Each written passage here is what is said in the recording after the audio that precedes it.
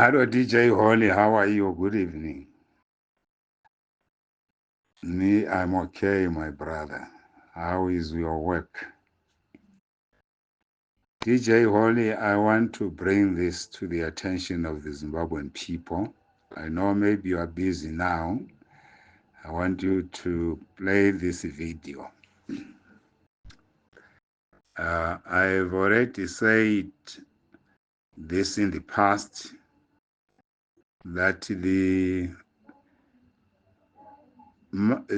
call for the 17th October 2025 March, I repeat, it's ill-timed on the following basis. I've already indicated that in terms of ZANU-PF structures, Chiwenga has already lost the ground. The only way he can salvage himself from this is by joining the people, those that is calling for a march on the 17th of October 2025. Disassociate himself from ZANU-PF, declare Zvigananda as enemy of the people, and join those outside ZANU-PF structures. In ZANU-PF, it has already been demonstrated that he has no support.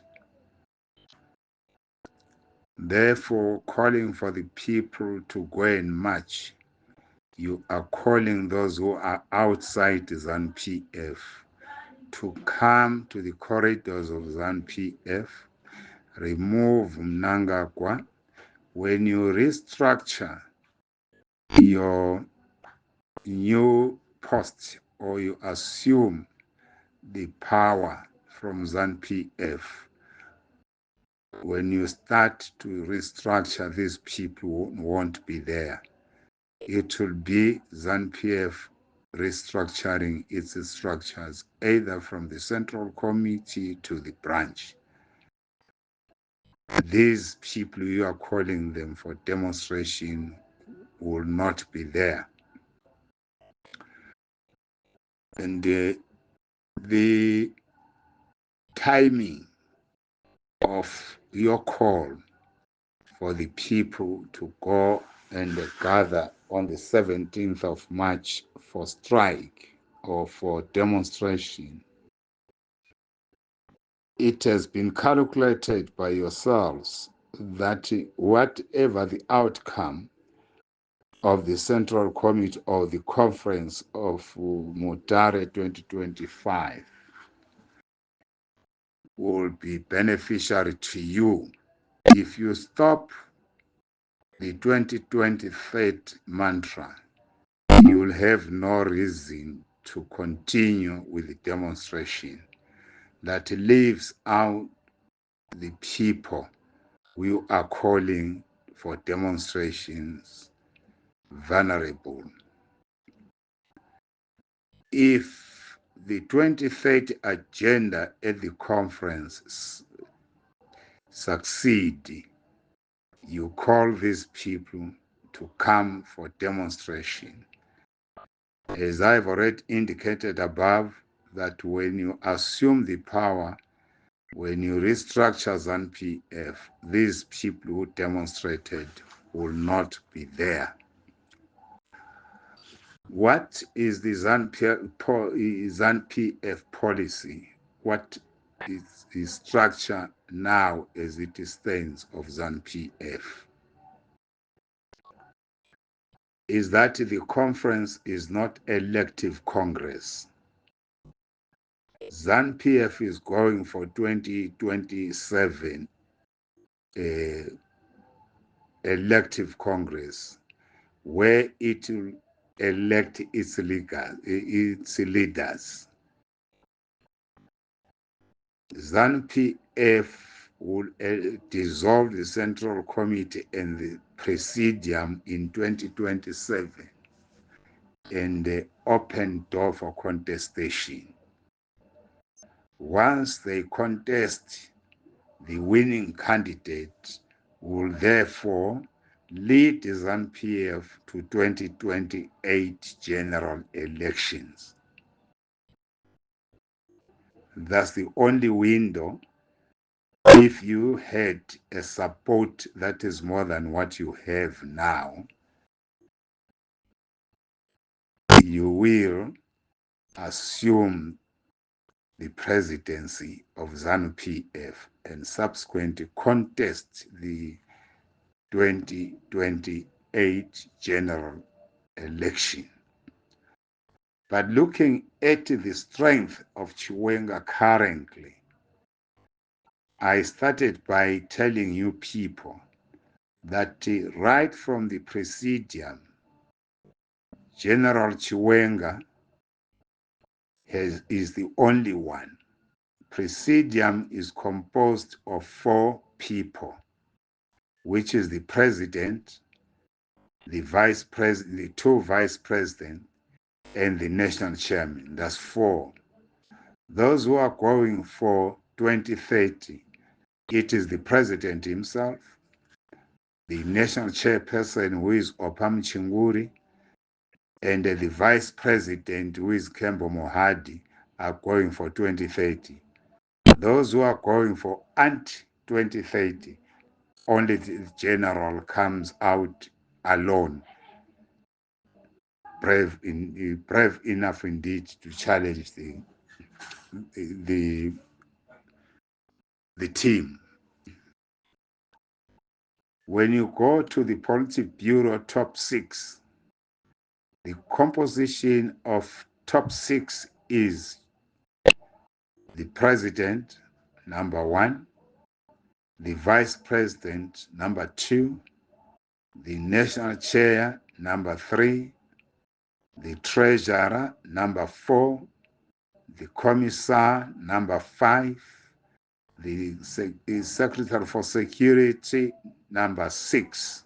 That's top 6 of ZANU-PF. How many are for 2030? It is the president, the vice president, Kembo Mohadi, the national chairman, Opham Chinguri, the treasurer, Comrade Chinamasa, the commissar, Comrade Machacha, the secretary for security, Comrade Matuke. These are the people who are going for 2030. The anti-2030, only General Chiwenga alone who is challenging this regime. The rest are for 2030. So that tells you that he has lost the grip in the Presidium and the Politburo. I'll skip the Central Committee and let me first deal with the Politburo.